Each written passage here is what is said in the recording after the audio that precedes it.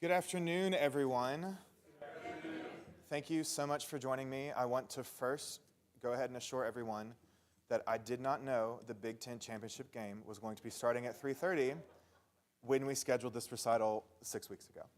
So I'm very sorry for that, if you have some conflicting schedules this afternoon for that reason. This afternoon, I'm going to share some of my favorite pieces written by other composers and some of my favorite improvisations that all center around the season of Lent. I have 8 pieces for you. Some of them are very short, do not worry. I'm going to talk between each piece to sort of explain what you're about to hear. I'm going to start off with 3 different German composers who worked throughout the 16th, 17th, and 18th century. You're going to hear some piano music. You'll hear some transcriptions. Microphone up. There we go. Thank you, Alice. Oh, that's probably better. Yeah. And then I'm going to end with one of my favorite piano pieces. The season of Lent is a season of reflection, a season of longing, a season of introspection. I say that because a lot of things that you will hear today are pretty somber. Truth be told, this is my favorite type of music to play. I love the dark, stormy, somber, emotional music. But this is an afternoon where I'll tell you about the history of some of these pieces you're going to hear. And we'll talk about the season of Lent and what that means, and the assurance that after all of this, and after we go through this, Easter is coming. And I think we do a great disservice to ourselves if we try and speed through this season of Lent. For Easter to mean what Easter does, we need to sit with Lent for the 40 days that we do. So the first piece you're going to hear is a preludium in G minor by Georg Böhm, who was a late 17th century German organist. He was one of the teachers of Johann Sebastian Bach. This was essentially a written down improvisation. Only 8 or 9 of his pieces for organ survive. So this was a handwritten manuscript. It has 3 sections, a prelude, a fugue, and some type of toccata, some people call it. This is something that you might hear to start a Lutheran service in the late 17th or early 18th century. So I just want you to imagine that it is Sunday morning of Passion Sunday, one of the most somber Sundays of the year, and this is the first thing that you hear.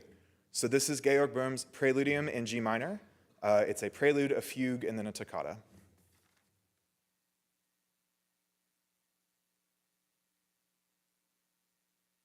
And this is my brother, he's turning my pages.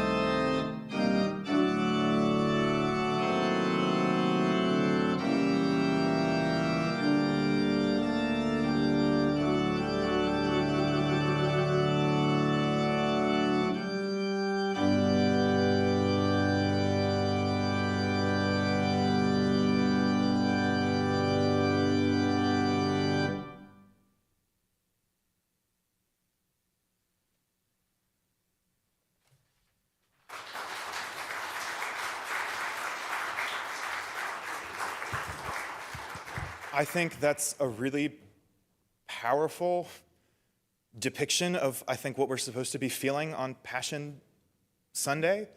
So if you think Palm Sunday, Passion Sunday, that's the Sunday where we have a lot to do. We celebrate Jesus walking into Jerusalem, and we also read the Passion story that Sunday.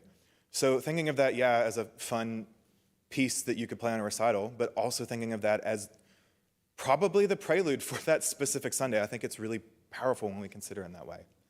The next two pieces I'm going to play are both based on the same hymn. So how many people are familiar with O Sacred Head Now Wounded? I think we sing it every Easter.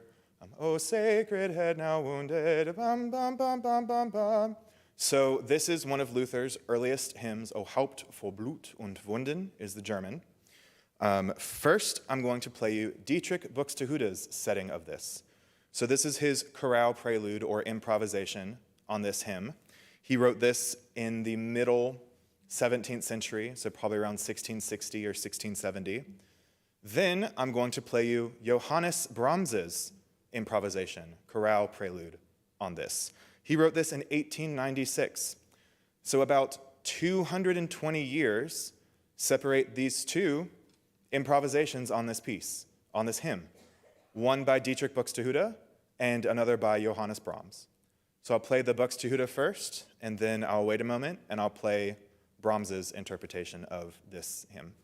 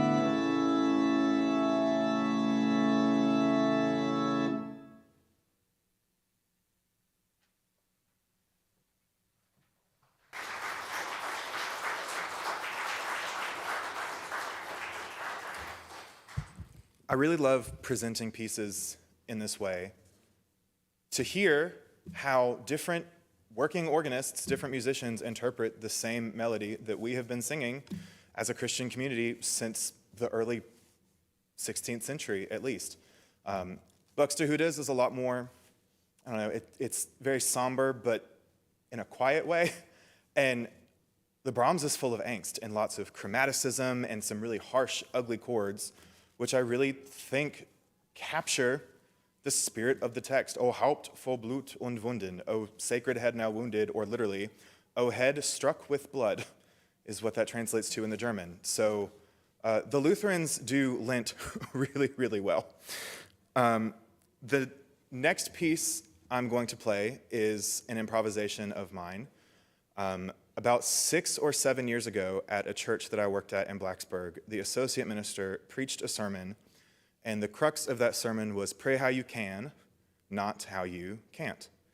And that's one of the first times that I realized what I do when I sit down and improvise is praying. And that's how I've always approached what I do when I sit and listen and then make something up and let the Spirit lead. So in 2014 or 2015, whenever I started this tradition, instead of giving something up for Lent, I take a few minutes every day and write a prayer in my music book. So to this day, I have like 200 of these, and they're the basis for a lot of what I improvise. The offertory last week, the How Firm a Foundation, that was based on one of the prayers that I had written the year before. This I'm going to play on the piano. This is based on one of my prayers from like 2017 or 2018. And I realized it fit really well with one of my mom's favorite hymns, Give Me Jesus. So, and there goes my dad crying. So this is my improvisation on Give Me Jesus. If you're not familiar with this hymn, it's an old spiritual. The text is really simple. In the morning when I rise, in the morning when I rise, in the morning when I rise, give me Jesus, over and over again. So this is my prayer on Give Me Jesus.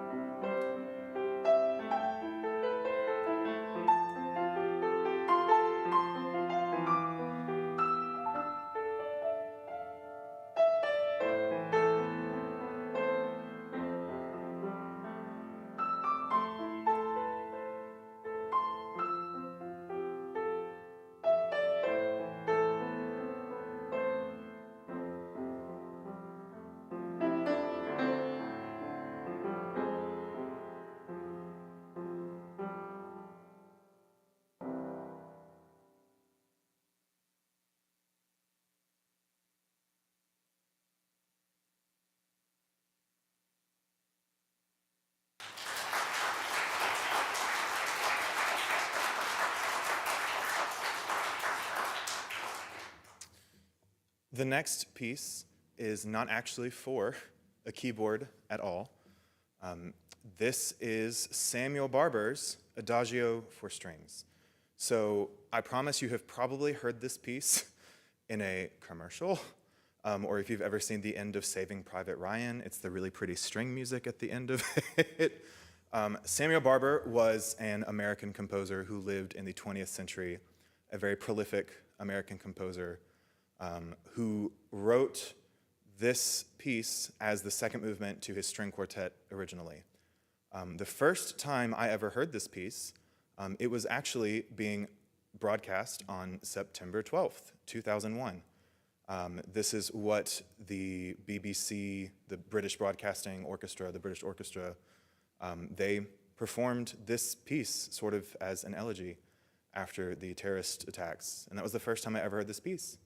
And I was enraptured by it because it is beautiful and haunting and stunning. And then I learned that Barber had transcribed it himself for organ. And so this is something that at my old church I would play every Good Friday. So if you're not familiar with this piece, I'm really excited to share it with you. I think it works really well on the organ. My favorite thing about this piece is how Samuel Barber uses silence. So this is originally for a string orchestra. The piece builds and builds and builds until all of the strings, the cellos, the violas, all of the violins, they're playing as high and as loud as they possibly can, and then everything stops. And you sit and you wait until all of the sound dies, and then the piece finally ends. So I invite you, if you want to, how I experience this piece. I usually close my eyes when I listen to this. It's a bit on the longer side, but I promise the build is worth it. So this is Samuel Barber's transcription of his own Adagio for strings on the organ.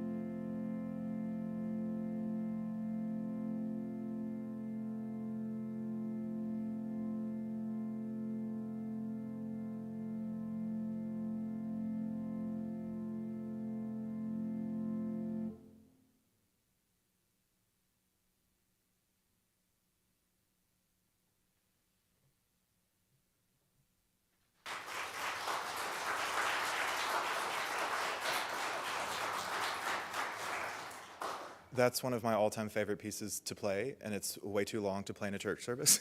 So I play it every chance I get. That just sounds like Lent to me. This is not a sacred piece. He wrote this for a string orchestra, but to me that sounds more like Lent than anything someone else has written. So I'm really glad that I got to share that with y'all today.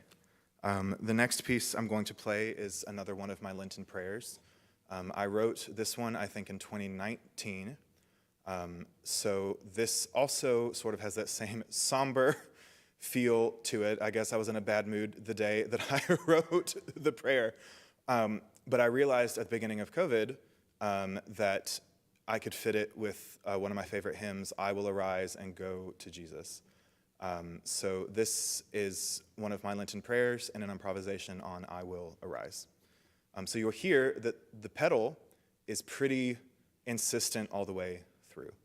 And so with this improvisation, I try again and capture the spirit of Lent and sitting in reflection.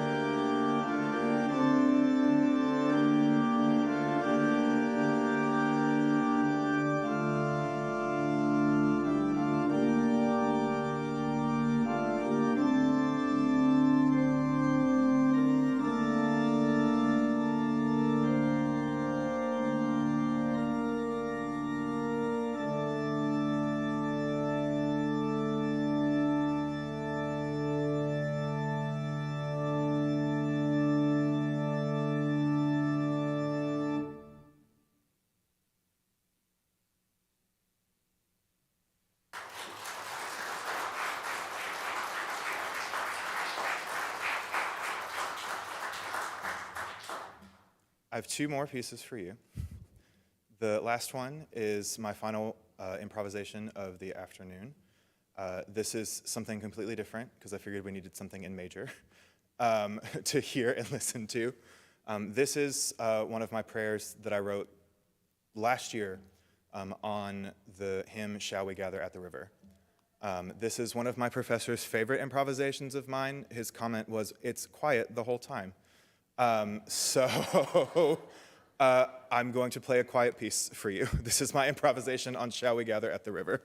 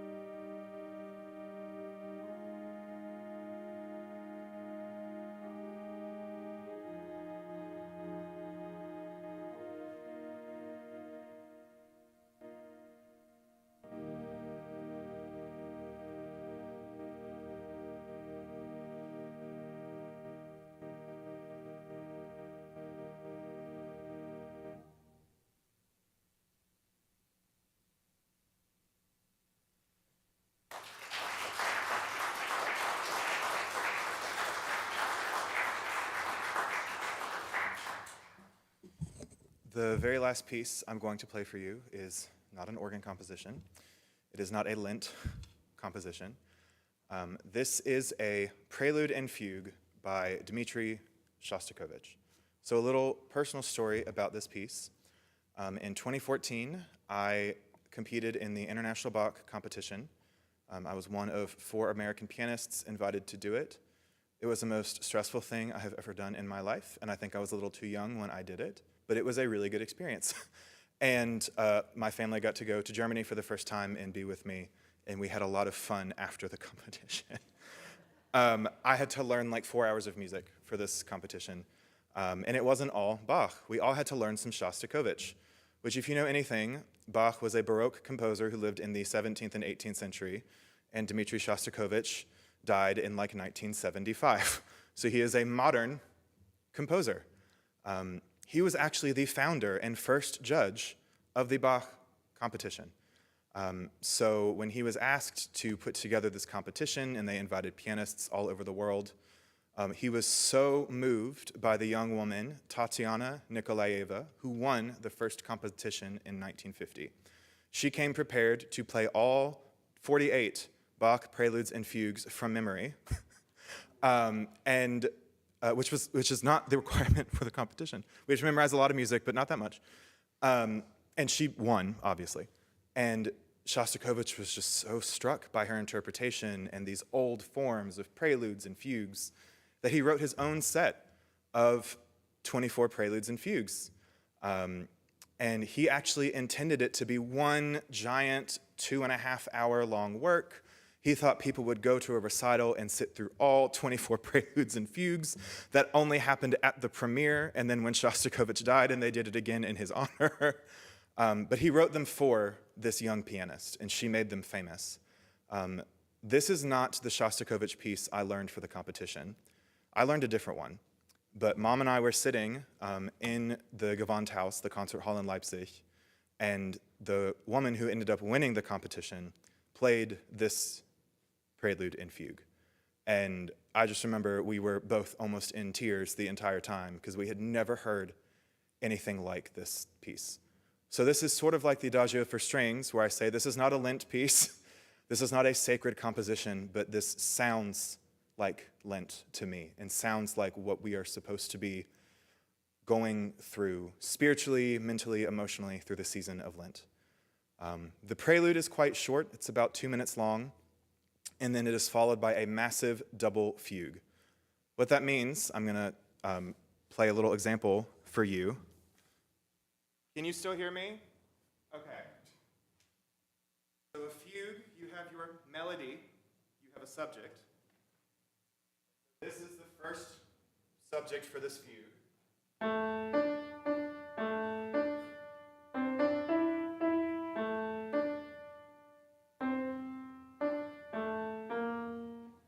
That's it. And the second one.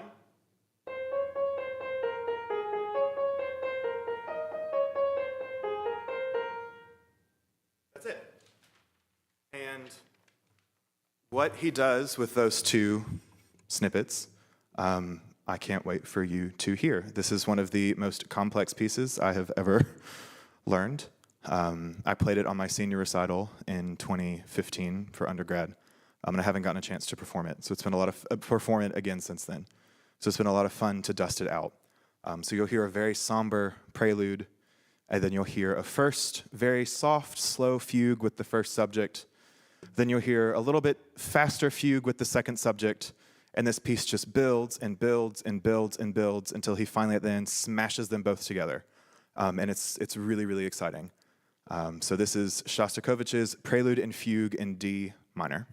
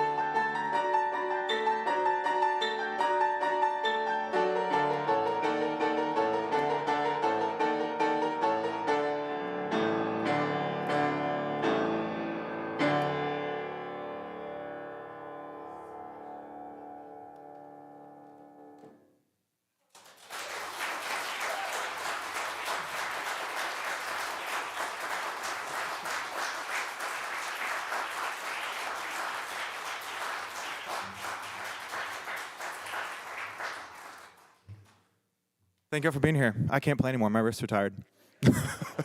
Thank you so much for joining me this afternoon.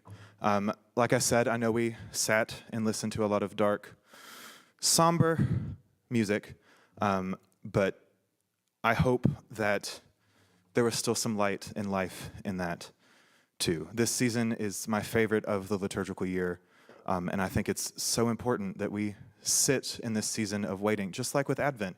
Christmas loses a lot of its meaning if we just skip over Advent completely. So thank you for letting me share some of my favorite music with you, and I hope you have a good rest of your afternoon.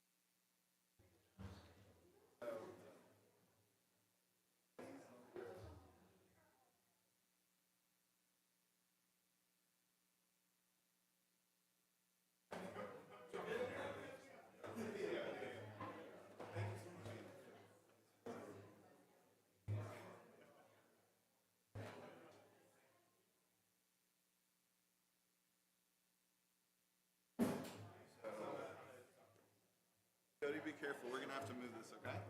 Hey, Cody. We have to move this table, so I don't want to run over you, okay?